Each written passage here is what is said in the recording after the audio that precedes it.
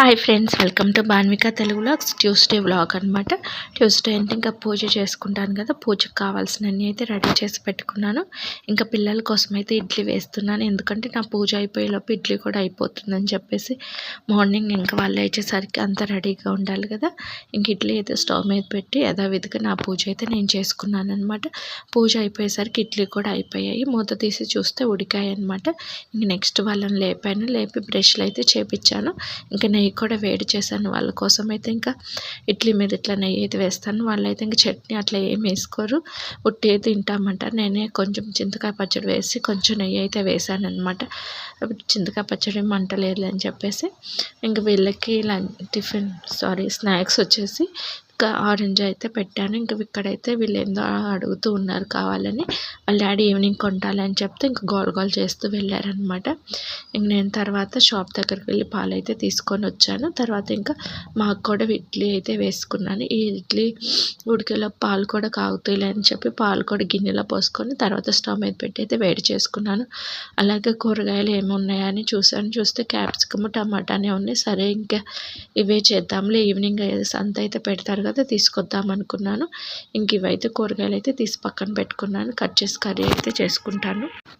ఇడ్లీలో అయితే కారపొడి వేసుకొని అయితే తిన్నాము. తర్వాత ఇంకా టీ అయితే తాగామన్నమాట. ఇంకా టిఫిన్ చేసాక టీ అయితే కంపల్సరీ కదా. ఇంకా సంక్రాంతి వస్తుంది కదా, పిండి వేయించుకొద్దాంలే అని చెప్పేసి ఒక క్లాత్ తడిపి 2 కేజీల బియ్యం అయితే పోసాను. తుడిచి ఆరబెడదాంలే అని నీట్గా తుడిచేసి ఆరబెట్టాను అనమాట ఫ్యాన్ గాలికి. తర్వాత ఈవినింగ్ వేయించుకొద్దాంలే అని ఇంకా పిల్లల కోసం అయితే న్యూట్రీమిక్స్ అయితే ఆర్డర్ పెట్టాము. అదైతే వచ్చిందనమాట. మాకు 20 రూపీసే తగ్గింది, ఎక్కువ కాస్ట్ అయితే ఏం తగ్గలేదన్నమాట.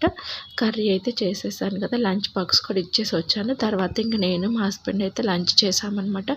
ఇంకా ఈవినింగ్ జొన్న రవ్వ ఉప్మా చేద్దామని జొన్న రవ్వ అయితే నానబెట్టాను.